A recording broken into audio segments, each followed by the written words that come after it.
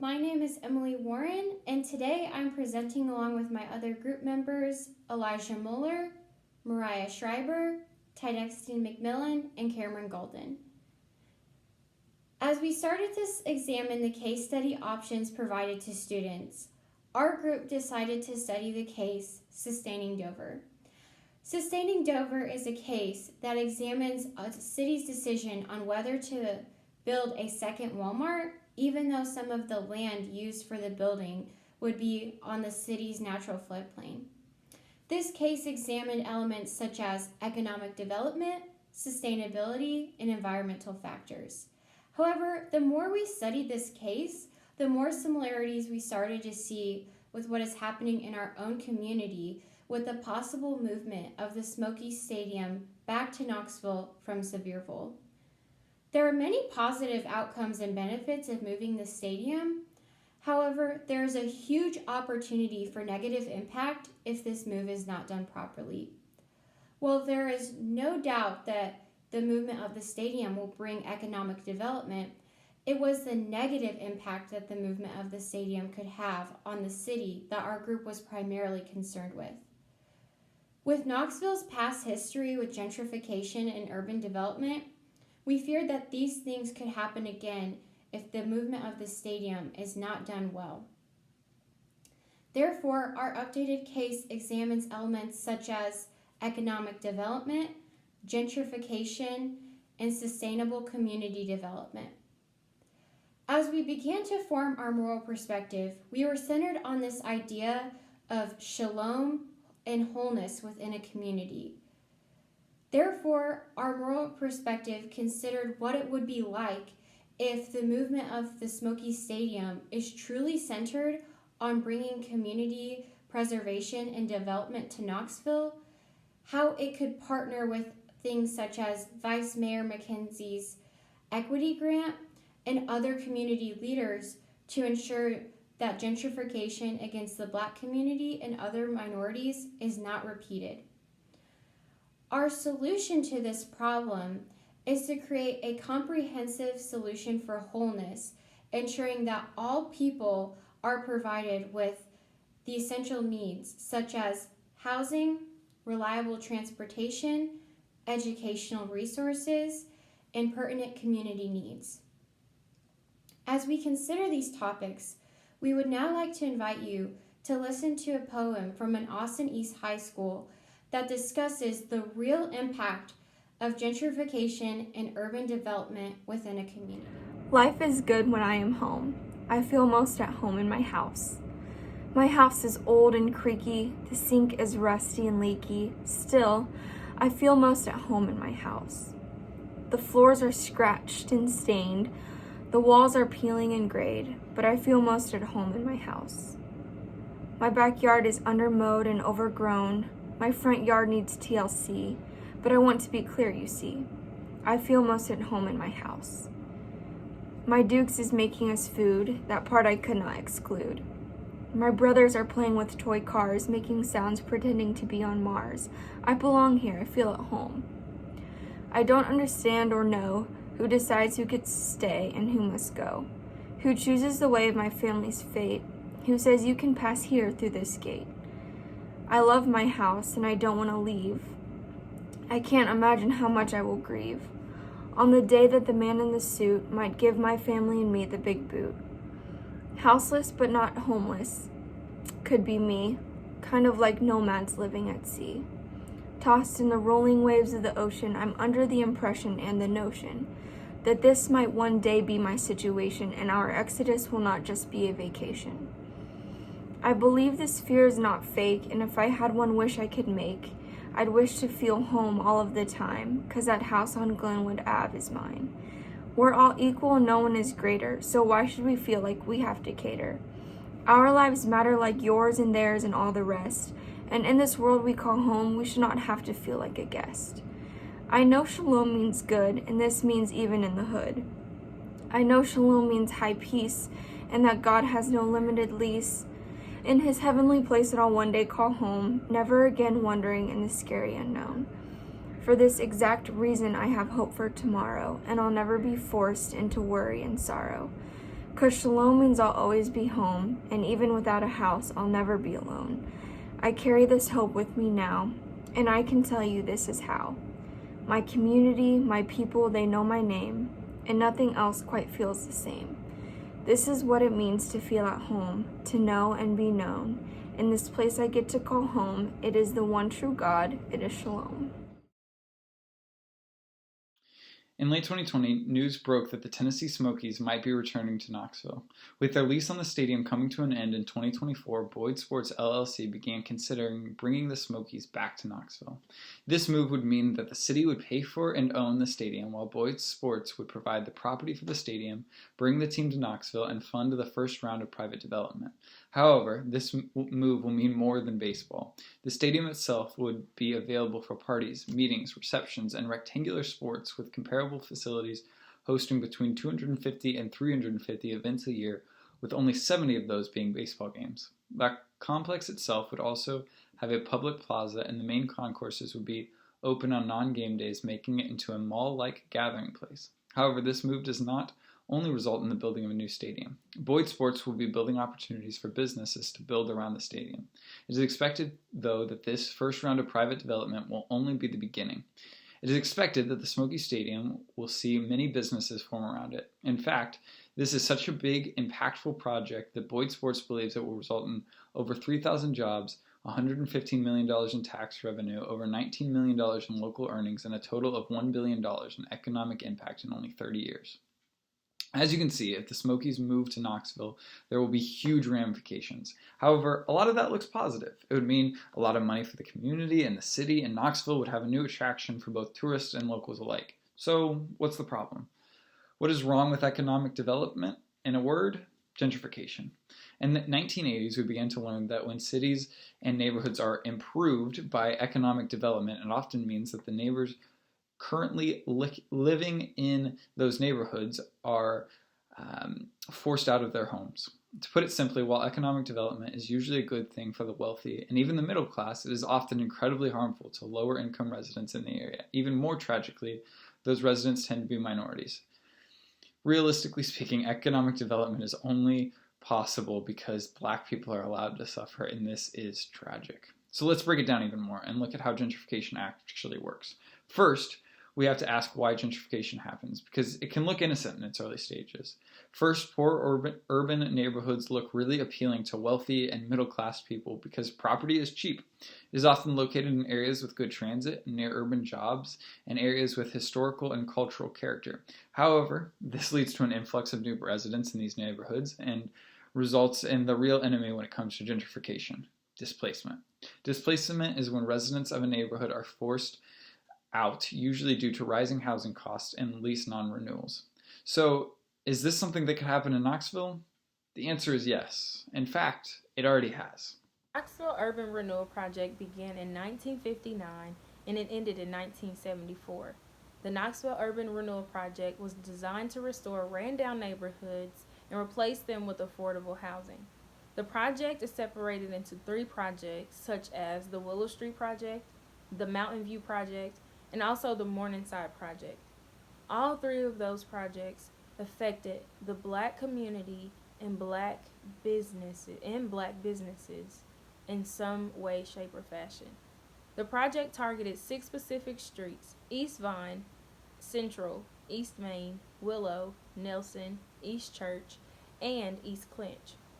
Those streets were consumed with black businesses such as cafes and grills, hair salons, barbershops, shoe repair shops, grocery stores, gas stations, and plenty more. Just to name a few, the Gym Theater, the Cal Johnson Building, and the Jones Service Station were within one of those streets. But they were all torn down by one of the projects. Out of all of those black businesses that thrived during that time, only one business survived, and that is the Jornigan Mortuary, which is now located on East Magnolia Avenue. They only survived the Urban Renewal Project because they had the finances and the resources to be able to move into the building that they are in today. Had that not been the case, then their building would have been, or business would have been, destroyed by the Urban Renewal Project. And so many people, such as Beck Culture Center, people who had lived through the Urban Renewal Project, and even Gwen McKenzie, Vice Mayor Gwen McKenzie, mentioned that a lot of people of color don't call it the Urban Renewal Project, but the Urban Removal Project, because it uprooted so many black people out of their homes and so many black businesses were destroyed by it. Instead of coming in and restoring ran down neighborhoods, they did the opposite, and they caused poverty and homelessness within the colored community. So all of those businesses were torn down to be replaced by malls and office buildings, hospitals, universities, parks, and a whole bunch of different things. And in 1961, the Civic Coliseum was built. And in order to build that building, 75 homes, 9 businesses, and 2 churches were torn down. Some of those people were paid to move out of their homes or out of their businesses, but they were not paid at replacement value. So they were not able to afford another building or another home to move into, which caused poverty within the community. By the late 1960s, almost 1,876 families have been displaced from their homes and or businesses due to the Urban Renewal or Removal Project. 65% of those families were African American, and according to the Beck Culture Center's website, 107 African American businesses existed before the Urban Renewal Project, and again, only one exists today. And although 15 churches were affected by the project, about 2,500 families were displaced from their homes, in which 70% were African American. And although this project that project was established to restore the African American community, it did much harm. The project left more black families or families of color in poverty and in isolated areas, which moves into redlining. Redlining is another way that the government kept African American families in one particular area. So people who had been paid money for their homes or for their business were not able to move in suburban areas or particular areas because they would be denied access, because they wanted to keep families of color or people of color in one particular area. When we had an interview with Pastor Daryl Arnold, who is a pastor at Overcomer Believer Church, he mentioned that in order to bring wholeness back to the community of color, the color community, that we need to focus on building up the community and helping them focus on entrepreneurship, because it was something that was so utilized, I guess is the word, back in that time before the Urban Renewal or Removal Project. But he said we should begin to teach the youth and adults of color how to have their own businesses and how to pursue entrepreneurship, because then that will give them the ability to gain knowledge and understanding of finances and allow them an opportunity to build wealth. And not only that, but pass down generational wealth to their children and their grandchildren or whomever they would like to pass it down to. Then poverty would more than likely be broken within the community. So, gentrification is a real threat to the 40% of black people in Knoxville living under the poverty line. And if we're going to promote wholeness in our world, we have to advocate for those who are marginalized and systematically oppressed.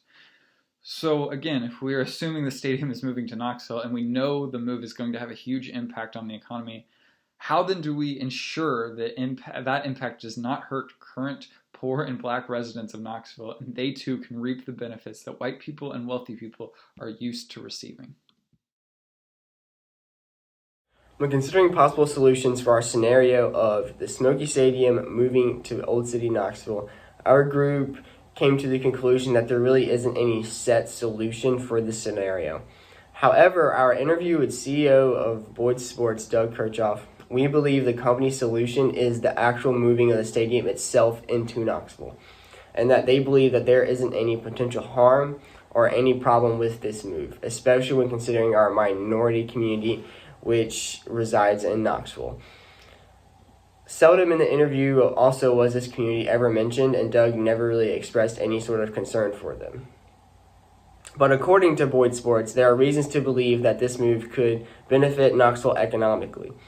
As of now, the area of which the stadium would be built is unused and full of abandoned buildings with no people or businesses residing.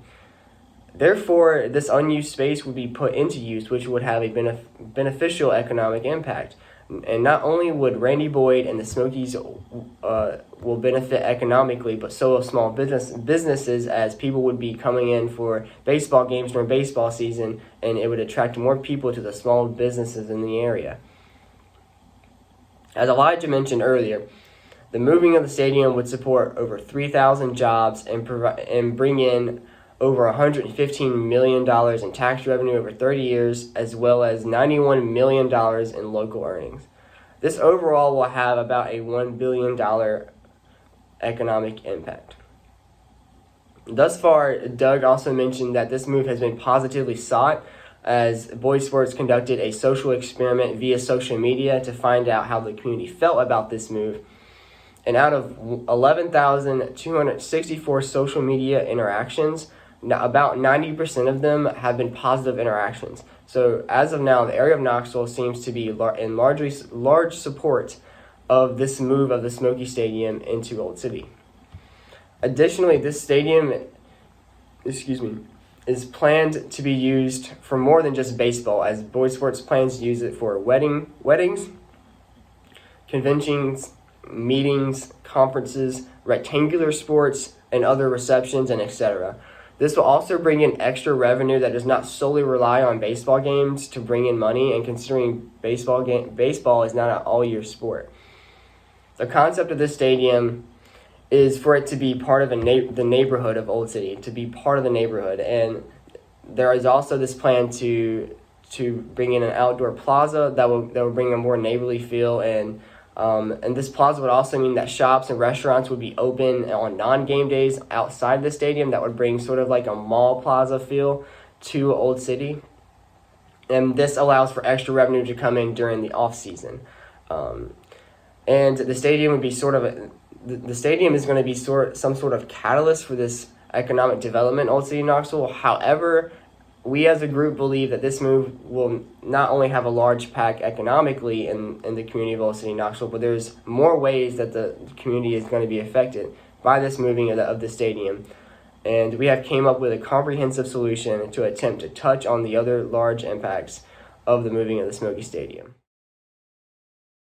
Since no one is really doing anything to make sure that the moving of the Smoky Stadium promotes wholeness, we turn to our solution, which we are calling the comprehensive solution, that will cover a multitude of areas of potential harm. This is so important because we believe that the world should be moving to wholeness, and wholeness has to include everyone. But in addition to equality, wholeness demands depth. True wholeness cannot be content accepting surface level change. This is why our solution must benefit people from all walks of life and benefit all areas of life. But before we can get into the specific changes, let's look at how this change will be obtained. There are three obvious players in our situation that need to be considered: Boyd Sports, the City of Knoxville, and the systematically oppressed.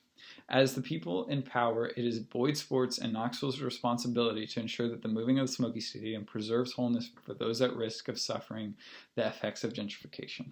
Both groups have several means by which they can protect Knoxville's low-income citizens. Both groups can use funds to directly pay for the programs and services to help protect the vulnerable. In addition to giving money, Knoxville can pass protective public policy that builds up low-income communities and protects them from gentrification, and Boyd Sports can allow usage of their new facility and other resources to help do the same. Luckily, both groups have publicly committed to working towards making lives better for Knoxville residents. McKinsey's African American Equity Restoration Resolution is a public confession of past sins with a commitment to making amends. If the city is really committed to making amends in the black community, they have to make sure the Smoky Stadium is beneficial to all.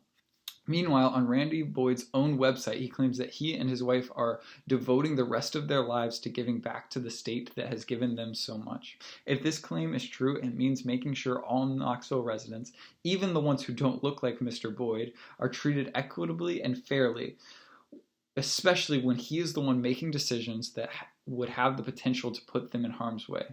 With the how firmly established of our solution, we can now return to the what.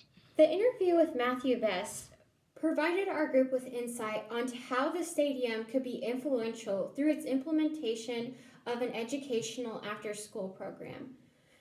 This educational program would be a sports program that would first be implemented with the Austin East High School.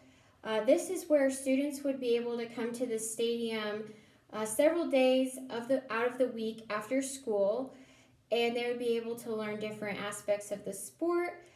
And this would first take place with Austin East, kind of as the role model, and then it would soon be implemented into all other schools in Knox County, high schools in Knox County.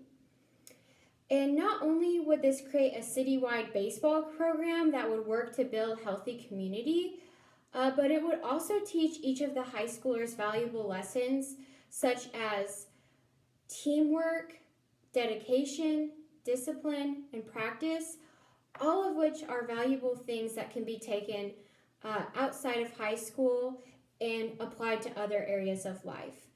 And this program would be entirely funded by the Randy Boyd LLC, and it would take place within the stadium as it is a multi-purpose use facility.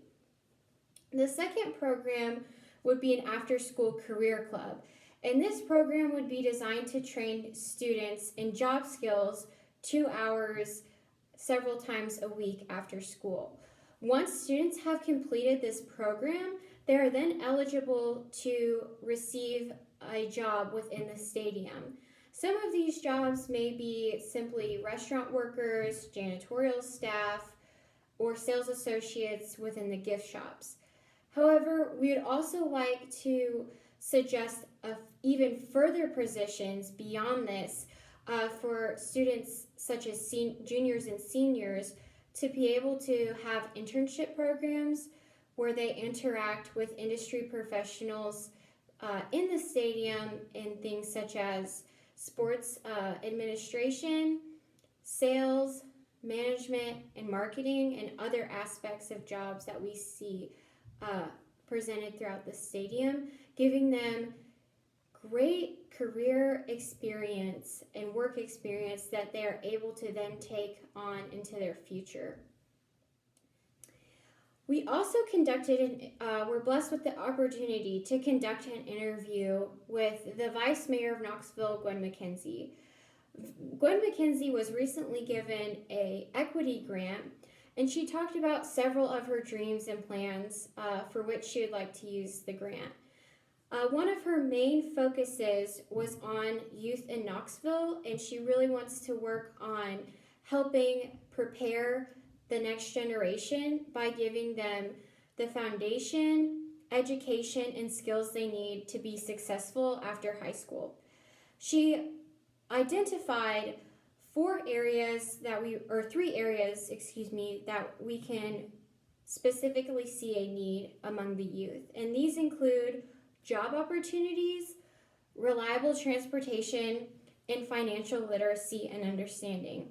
Therefore, again, going along the after-school program, we would like to implement that and create job opportunities for students that way.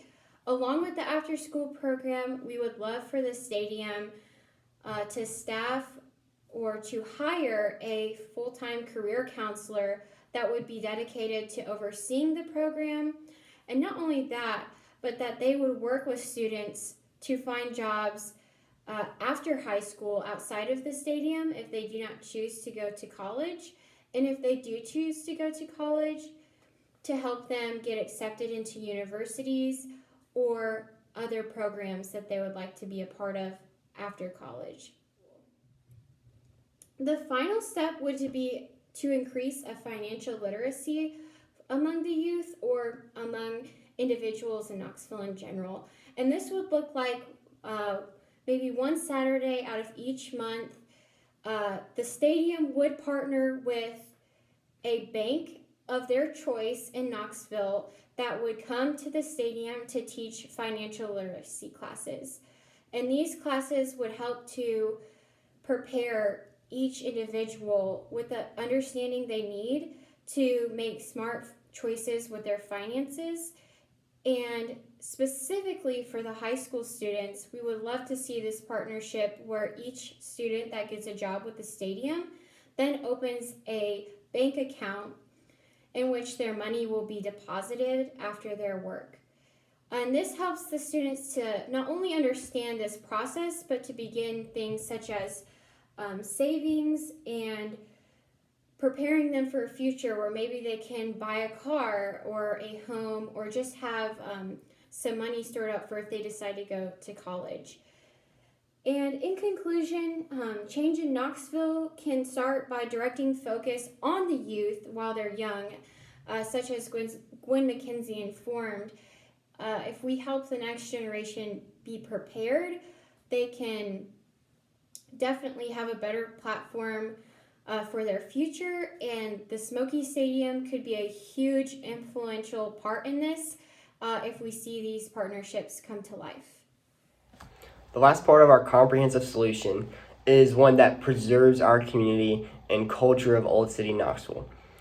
In our interview with Pastor Chris Battle, he had a lot to say about what urban renewal did to the community and how it harmed Knoxville, specifically our ethnically diverse residents in Knoxville. He stated that the community got divided as folks were pushed out of homes and the sense of community was lost in the process. And he even gave us a specific example of some people he knew at the time who bought a $20,000 house and sold it to the government, who is trying to get the land for $80,000 just because, like I said, they wanted the land. And that this housing issue could very well happen again as prices of homes and apartments may rise with the moving of the stadium into Old City Knoxville.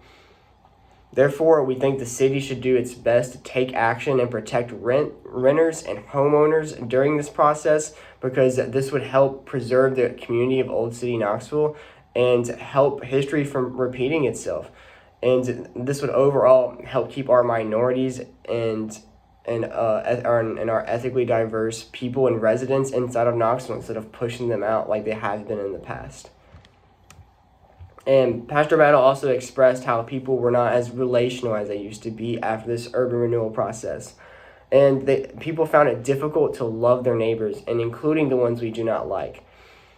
All of this, he stressed, is an absence of shalom. There was no sense of wholeness or anything of which unites the people. And during our interview, he even said this quote exactly: "How can we love our neighbor if we don't even know their name?"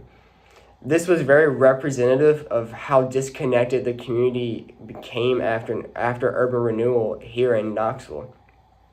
And this shows how poor the community has gotten since its division and how unrelational it gotten. We, as well as Pastor Battle, agree that the stadium has the potential to bring back the sense of community into Old City. People would be watching baseball together, having cookouts, hanging out at the plaza, and much more. The stadium is multi-purpose, so not only will baseball be played, but other sports, conventions, receptions, conferences will also be held, and this all could contribute to a community and bringing people back together. Additionally, the plaza in front of the stadium will be another opportune way to do this, as there will be places to eat outdoors, and there will be a small mall-like environment all year round, not even just for baseball season. And this also has the potential to bring people together over a common interest. And this also has the potential, the plaza also has the potential to work with other areas of Knoxville to be a participant in carnivals or festivals that are held within the downtown Knoxville area community. And other opportunities and this is more opportunities for people to come together over this common interest. And lastly, the last idea we have to preserve this community of Old City Knoxville is to bring in small businesses and other businesses that are specifically Knoxville local into the stadium and around the stadium, because usually with these moving of the stadiums or anything else big, usually what follows is chain restaurants and chain stores. And Old City Knoxville is specifically known for its small businesses and successfulness it's had with its small businesses. So we believe it'll be beneficial to keep this tradition and preserve our community by bringing in the small businesses that are already there, or even more small businesses, to kind of preserve and conserve this community of Old City Knoxville. And this means that they could be part of interior stores and food vendors and outside stores that'll be open all year round. And Boyd Sports seem to take after the example of the Wrigley Field Stadium. And I think this also is a good way they could resemble the Wrigley Field Stadium, as the Wrigley Field Stadium also is surrounded in small businesses. So I think this could have a positive impact on the Knoxville community, and is a good way to preserve and conserve the community of Old City Knoxville by bringing in small businesses to be food vendors and stores and outside restaurants, to create this mall-like environment. And it has such a great potential to bring the community together again. In conclusion, while all of those at Boyd Sports and most of the individuals involved with the process of moving the Smoky Stadium back to Knoxville would acknowledge their solution as this great opportunity for economic development, our group ultimately felt that this solution was not comprehensive enough to all the needs presented in the Knoxville community. Therefore, our group solution was to create a comprehensive plan for wholeness, ensuring that all people have access to reliable housing, employment, educational resources, and other pertinent community needs. This fit into our moral perspective, as we had this idea and vision for shalom and wholeness among Knoxville by seeing the partnership of Gwen McKenzie's equity grant and the movement of the Smoky Stadium to ensure that Knoxville's past history with gentrification and urban renewal is not repeated.